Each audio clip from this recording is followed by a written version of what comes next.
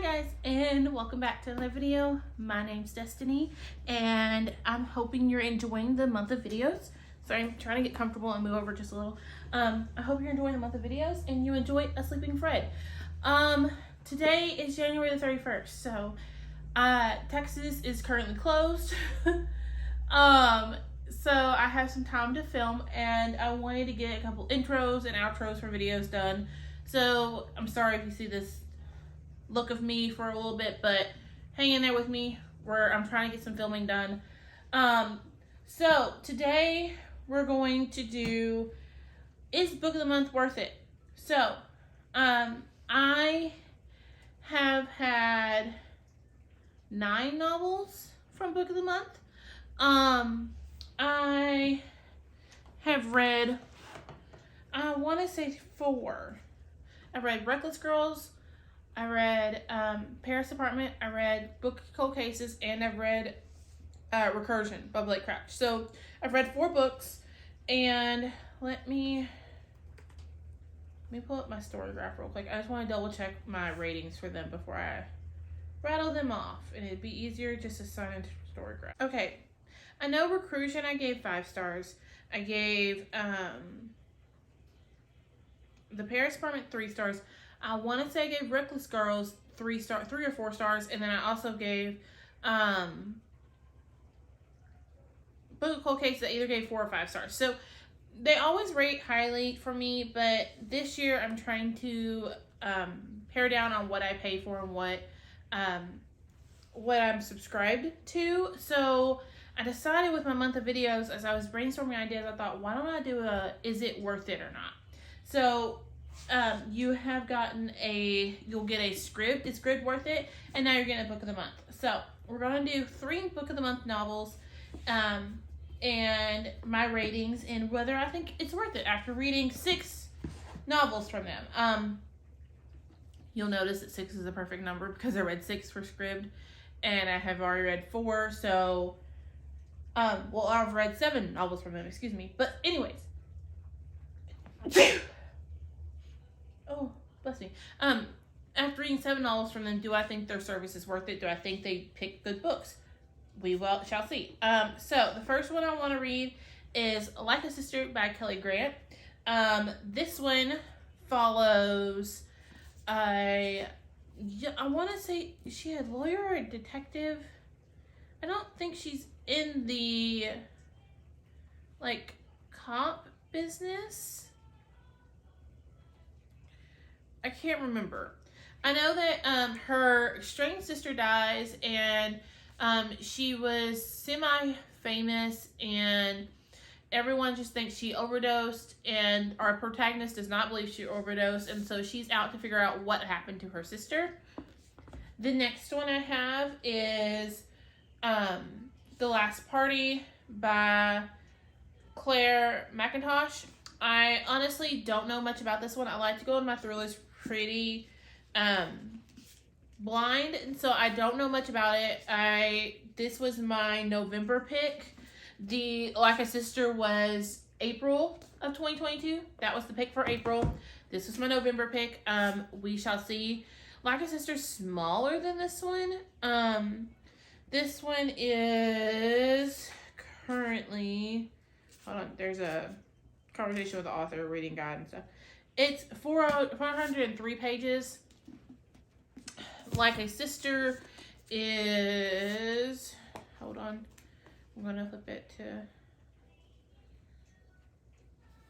304 pages, 305 pages. So it's 305 pages. And then lastly, not in the red and black theme, funny enough, is Things We Do in the Dark by Jennifer Hiller. This one I know is another thriller, so definitely on the thriller theme here. I like thrillers. I really enjoy them. This one is 340 pages, 341. Yeah, 342 pages. So yeah, those are the 3 books I'm hoping to read. So stay tuned. I will come to you with updates. We're going to do this kind of vlog style like I did the other one. And I'll talk to y'all in a little bit. Done. Okay, so Intro Destiny told you we're doing a Book of the Month challenge. The books may change here. I have another thriller I was able to get from Book of the Month for my February pick, so I might throw that one in. I haven't decided yet. Right now, I have been reading Like a Sister by Kelly Grant. I have 20 pages left, and I have thoughts. So, this one I think is really good. Right now I'm sitting at a 4-star. I'm about 20 pages from the end. The end could take it up or down. There's certain phrases she uses, and there's certain shorthand she uses and assumes the reader knows this, that I find a little off-putting. I think won't age well. I love the fact that it has a discussion about race and how our main character, Lena, Melina is her name, but she goes by Lena, views herself. And there's a discussion about privilege in here that I kind of enjoy. I think that so far the thriller aspect of this has taken a backseat. Melina is not as not naive. She's not as much as a detective personality type as you would think. She doesn't really try to put the dots together, and she doesn't ask all the right questions at the right time, which on one hand is kind of a con because that's what I was looking for when I went into this, but also is a plus because she's reacting like a normal person would, or at least how I feel like I would, because my brain doesn't try to manipulate and look at all the angles at once. I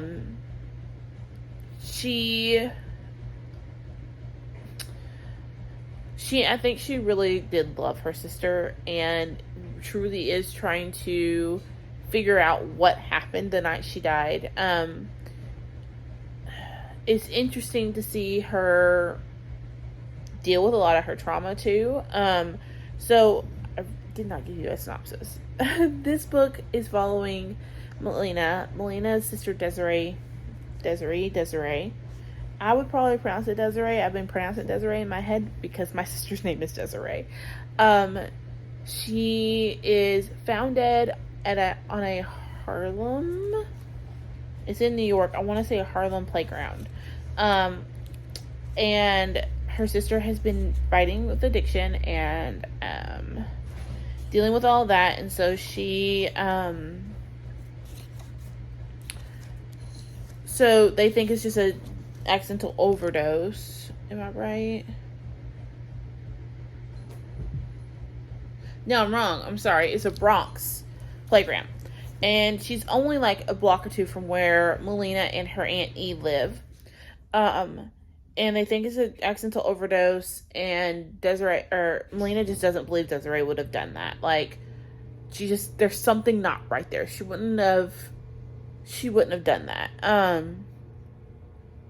And so she kind of sets off to figure out what happened to her sister. There are other aspects in this that kind of play. Her father is a successful black man in the music industry. He owns his own label, and so they're both privileged in that way that they have a father who does everything for them. Desiree has definitely benefited off of that. They have not spoken in 2 years. You know that there's an accident that happened that Desiree just kind of blows off, and Melina's like, I'm done. You're not helping yourself. You're only making it worse. I'm done. And through that's where our story starts. Now, the other thing I love about this, there is rep, and it's subtle, and it's beautiful in its subtleness.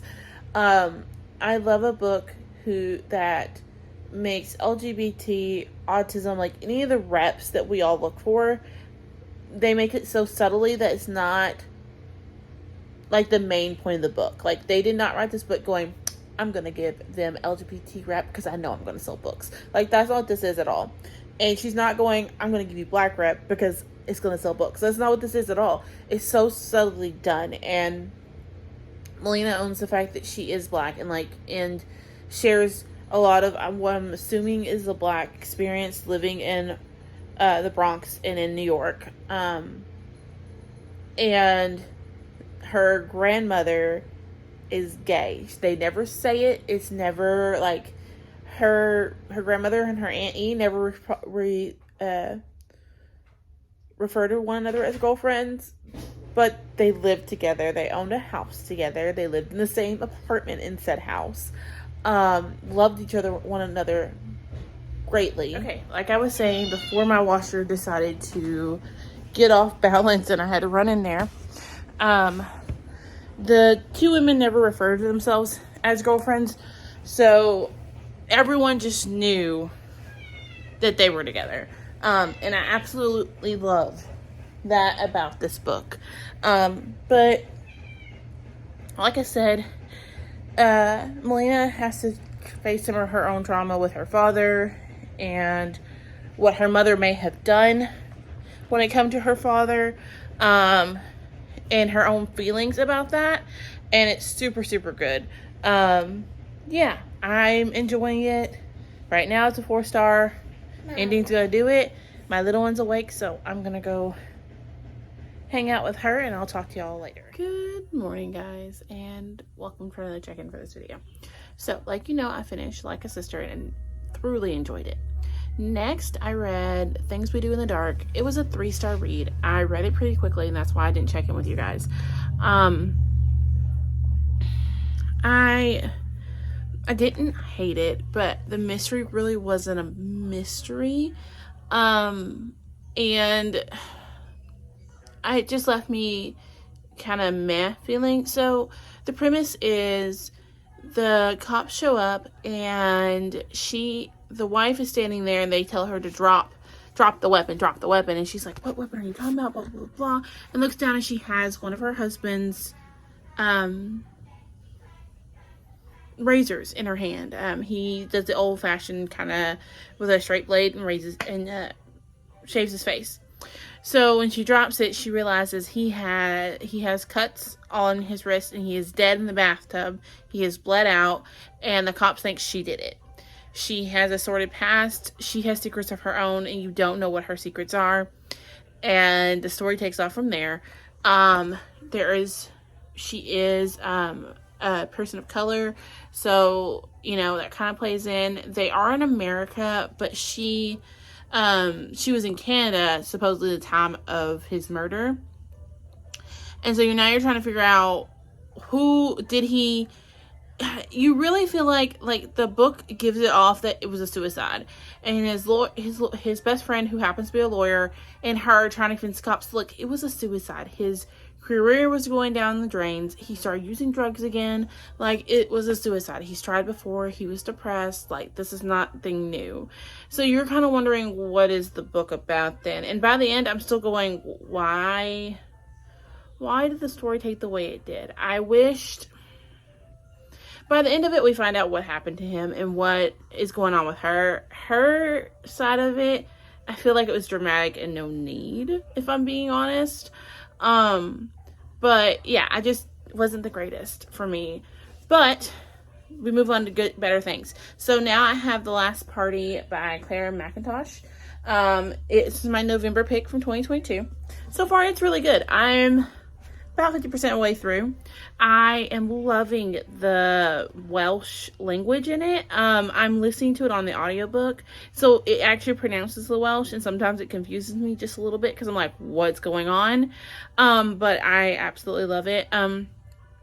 The tagline is, by midnight one of them is dead, and come morning all of them are suspects. So they found a dead body in the lake, and come to find out it's Reese.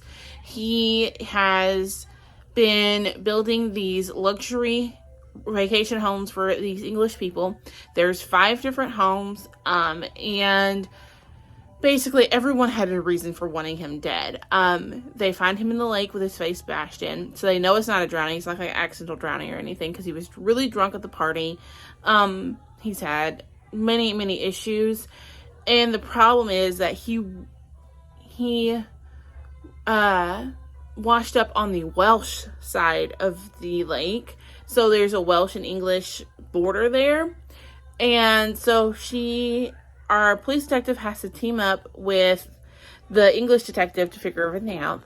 And Fionn, I could be not pronouncing that wrong. I thought her name was Theon, the way they pronounce it, but it's not. It's 2 F's. It's really beautiful, honestly. And Leo have to work together. Well, also the book starts out with her sneaking out of their one night stand.